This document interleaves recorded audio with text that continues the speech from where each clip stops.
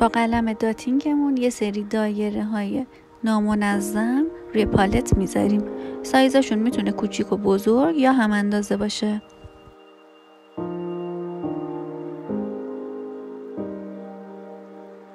داخل یووی میذاریم و اجازه میدیم 60 ثانیه خشک بشه.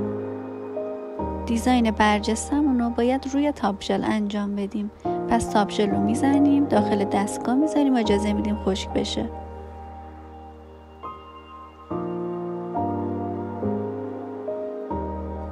با قلممون خطامون رو روی پالت میکشیم. خطامون نباید خیلی نازک یا خیلی ضخیم باشه.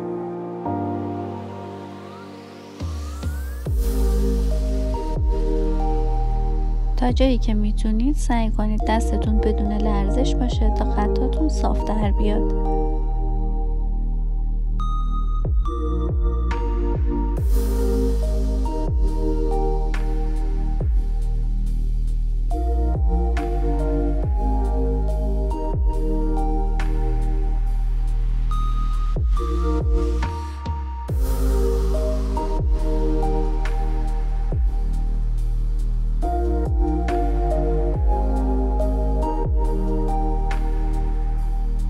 برای اینکه طرحمون شبیه برف بشه باید یه سری خطای کوتاه به سر خطایی که کشیده بودیم اضافه کنیم و بعد با قلم داتینگ سر خطامون رو یه نقطه بذاریم.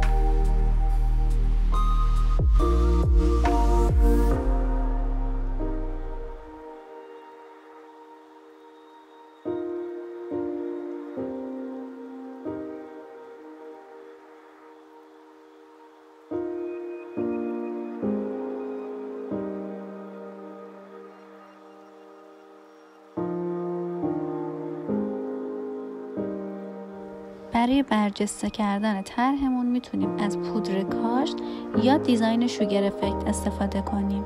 با یه پالت همونجوری که طرحمون خیسه دیزاینمون رو روش میریزیم و داخل دستگاه یووی میذاریم.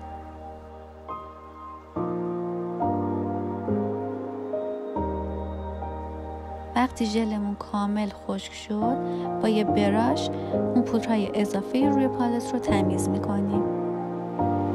دیگه لازم نیست روی طرحمون رو تاپ ژل بزنیم. به همین راحتی یه طرح خفن برجسته داریم.